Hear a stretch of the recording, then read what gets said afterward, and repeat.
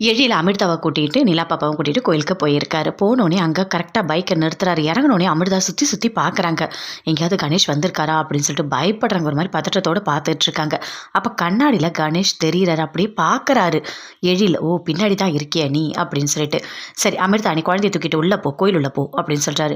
நீங்களும் வாங்க, நம்மள தனியாக போக மாட்டேன் அப்படின்னு சொல்கிறாங்க அமிர்தா. நீ போ, நான் வரேன், நான் போயிட்டு அர்ச்சனை தட்டு வாங்கிட்டு வரேன், நீ போ உள்ளே போ அப்படின்னு சொல்கிறாரு. உள்ளே போகிறாங்க. குழந்தைய தூக்கிட்டு உள்ளே போனோடனே கணேஷ் அப்படி பார்க்குறாரு. பார்த்துட்டு யாருமே சுற்றி இல்லை. சரி கோயில் உள்ள போகலாமா அப்படின்னு சொல்லிட்டு கோயில் உள்ள போகலான்னு போகிறாரு. பின்னாடியே இருந்து எழில் கையை பிடிச்சி அப்படி இழுக்கிறாரு. இங்கே பாரு, எங்கே போகிற நீ அப்படின்னு சொல்லிட்டு. அமிர்தா, எங்கே போனாலும் பின்னாடி நீ ஃபாலோ பண்ணிகிட்டே வருவியா, இதுதான் உனக்கு வேலையா அப்படின்னு சொல்லிட்டு எழில் பயங்கர கோவமாக கணேஷை கேட்குறாரு. ஆமாம், பின்ன ஏன் பொண்டாட்டி ஏன் குழந்தை, நான் வராமல் பின்ன வேற யார் வருவா அப்படின்னு சொல்லிட்டு கணேஷ் பயங்கர கோவமாக சொல்கிறாரு.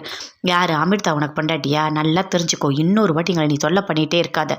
அமிர்தா குழந்தை ரெண்டு பேருமே என் கூட வாழ்ந்தால் மட்டும்தான் சந்தோஷமாக இருப்பாங்க. அமிர்தா மனசு கஷ்டப்படக்கூடாதுன்னு தான் நான் உன்னை எதுவுமே பண்ணாமல் இருக்கேன். இல்லை உனக்கு என்ன பண்ணுவேனே எனக்கு தெரியாதா அப்படின்னு எழில் சொல்கிறாரு. என்ன பண்ணுவே நீ, உன்னால் என்ன பண்ண முடியும் அப்படின்னு கணேஷ் சொல்கிறாரு. அதை கேட்டோன்னே எழிலுக்கு பயங்கரமாக கோவம் வருது. உன்னை உயிரோடு அப்படியே குழி தோண்டி புதைச்சிருவேன் அப்படின்னு சொல்கிறாரு. அப்படியே பார்க்குறாரு கணேஷ். கோவம் தாங்கவே முடியல. அங்கேருந்து அப்படியே கிளம்பிட்டாரு. கணேஷ் மனசில் நினச்சிக்கிட்டே போகிறாரு. என்னோட அமிர்தா குழந்தை ரெண்டு பேர் கிடைக்கிற வரைக்கும் உங்களை சுற்றி சுற்றி வருவேன், உங்களை விடவே மாட்டேன் அப்படின்னு சொல்லிட்டு மனசுக்குள்ளேயே அப்படியே நினச்சிக்கிட்டே அங்கேருந்து போகிறாரு. கோபி ராதிகாவை கூட்டிகிட்டு காரில் வந்துட்டுருக்காரு. அப்போ ராதிகா கேட்குறாங்க, என்ன கோபி, என்ன பண்ணியிருக்கீங்க நீங்கள்? என்னை வந்து பிக்கப் பண்ணிட்டு தான் போகிறேன்னு சொன்னீங்க, எதுக்காக இப்படி பண்ணீங்க அப்படின்னு சொல்லிட்டு ராதிகா கேட்குறாங்க. இல்லை எனக்கு கொஞ்சம் டைம் ஆகிடுச்சு, கொஞ்சம் வேலை நிறைய இருந்தது, அதனால தான் என்னால் வர முடியல அப்படின்னு சொல்லிட்டு கோபி சொல்கிறாரு. இப்போ நானே ரிசப்ஷனுக்கு போயிருக்கேன், நீங்கள் அங்கே வந்து என்னை இப்போ பிக்கப் பண்ணிட்டு வரீங்க, இது நல்லாவா இருக்குது? என்ன சொன்னீங்க? கண்டிப்பாக வரேன்னு தானே சொன்னீங்க. நான் எத்தனை வாட்டி உங்களுக்கு ஃபோன் பண்ணேன், ஒரு வாட்டியாச்சும் அட்டன் பண்ணி சொல்லியிருக்கலாம்ல அப்படின்னு ராதிகா கேட்குறாங்க.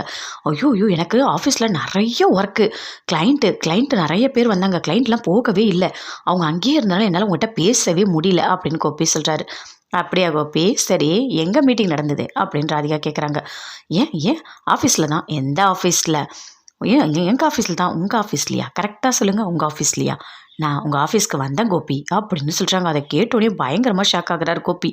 ஐயோ, பூட்டி வச்சிருக்க ஆஃபீஸை போய் பார்த்துட்டா போல இருக்கே, இப்போ என்ன பண்ணுறது, இவளை எப்படி சமாளிக்க போகிறேன்னே தெரியலையே அப்படின்னு சொல்லிட்டு ஒரு மாதிரி யோசிச்சுட்ருக்காரு. இல்லை என்னோடய ஆஃபீஸ் இல்லை, அது என்னோடய ஃப்ரெண்டோட ஆஃபீஸ். இப்போ தானே சொன்னீங்க உங்கள் ஆஃபீஸ்ன்னு, இப்போ உங்கள் ஃப்ரெண்டோட ஆஃபீஸ்ன்னு சொல்கிறீங்க.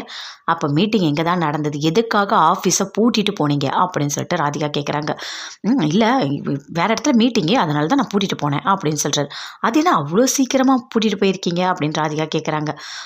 இல்லை எனக்கு கிளைண்ட் மீட்டிங், அதனால தான் நான் அப்படி பண்ணேன், நீ எதுவும் தப்பாக நினச்சிக்காத அப்படின்னு சொல்லிட்டு கோபி சொல்கிறாரு.